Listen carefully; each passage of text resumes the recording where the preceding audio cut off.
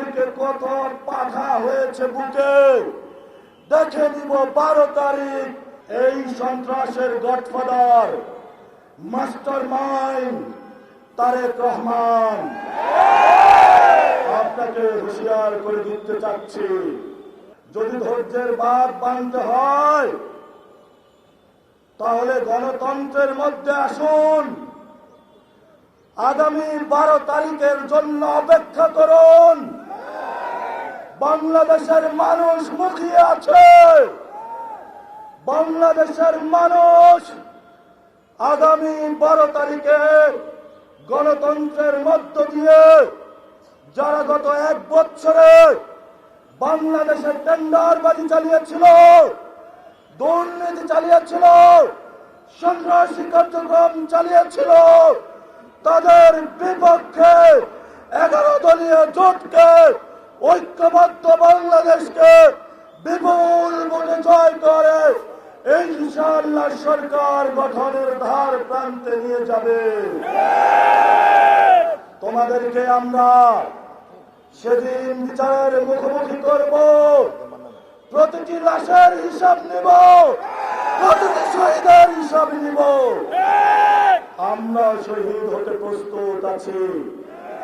আমরা এক আল্লাহ ছাড়া কাউকে ভয় পাই না।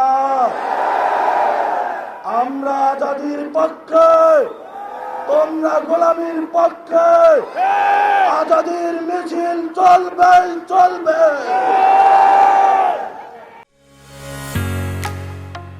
ঢালাইয়ের সেরা প্রিমিয়ার সিমেন্ট। প্রিয় উপস্থিতি,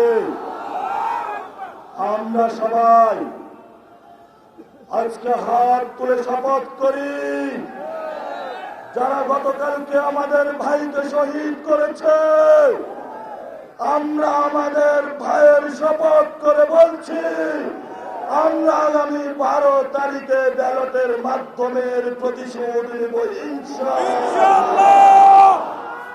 প্রিয় বাংলাদেশ, যারা সন্ত্রাস করে, যারা দুর্নীতি করে, যারা টেন্ডার করে, আপনারা তাদেরকে বয়কট করুন, গণভোটে হাতে জয়যুক্ত করুন।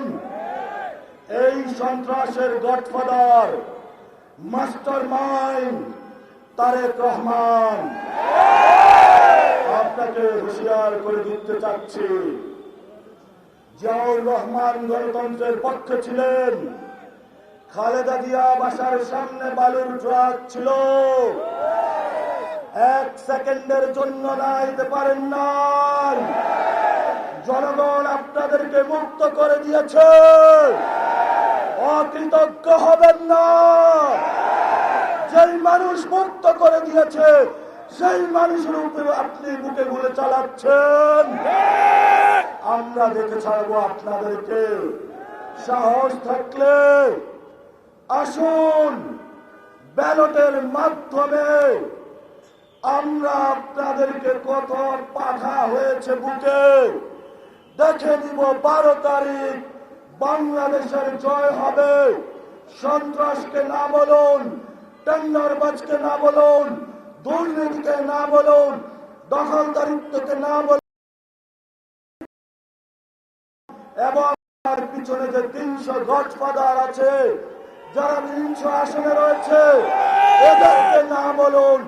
তবেই আমাদের বাংলাদেশ মুক্তি পাবে, তবেই আজাদির বাংলাদেশ।